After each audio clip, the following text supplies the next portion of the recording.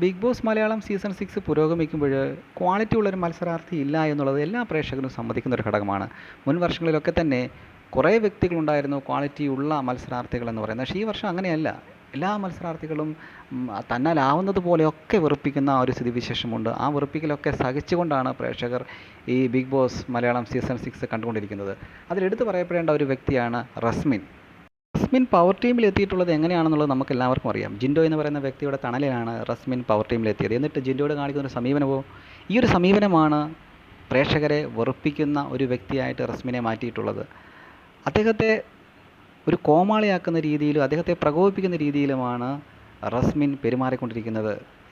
എന്തിനു വേണ്ടിയാണ് റസ്മിൻ ഇങ്ങനെ പെരുമാറുന്നത് എന്നുള്ളത് വരുന്ന എപ്പിസോഡുകളിൽ നമുക്ക് കാണാൻ സാധിക്കും. എങ്കിലും ജിൻഡോയെ സംബന്ധിച്ചുള്ള ജിൻഡോയ്ക്ക് ഇതൊരു ലീഡാണ്. പ്രേക്ഷകരെ കയ്യിലെടുക്കാൻ, പ്രേക്ഷകരുടെ ഒരു പ്രീതി പിടിച്ചു പറ്റാൻ ജിൻഡോയ്ക്ക് സാധിക്കുന്നുണ്ട് എന്നുള്ളത് ജിൻഡോയെ സംബന്ധിച്ചിടത്തോളം ഒരു എടുത്തു പറയപ്പെടേണ്ട ഒരു ഘടകമാണ്. റസ്മിൻ എത്ര നാൾ ഇത് മുന്നോട്ട് കൊണ്ടുപോകുമെന്ന് നമുക്കറിയില്ല. മോഹൻലാലിനെയും പ്രേക്ഷകരെയും ഇങ്ങനെ വെറുപ്പിച്ചുകൊണ്ട് എത്ര നാൾ മുന്നോട്ട് കൊണ്ടുപോകാൻ കഴിയുമെന്ന് നമുക്കറിയില്ല. എങ്കിലും കാത്തിരിക്കുകയാണ് വരുന്ന എപ്പിസോഡുകൾ എന്താണ് സംഭവിക്കുന്നതെന്ന് നമുക്ക് കണ്ടറിയാം.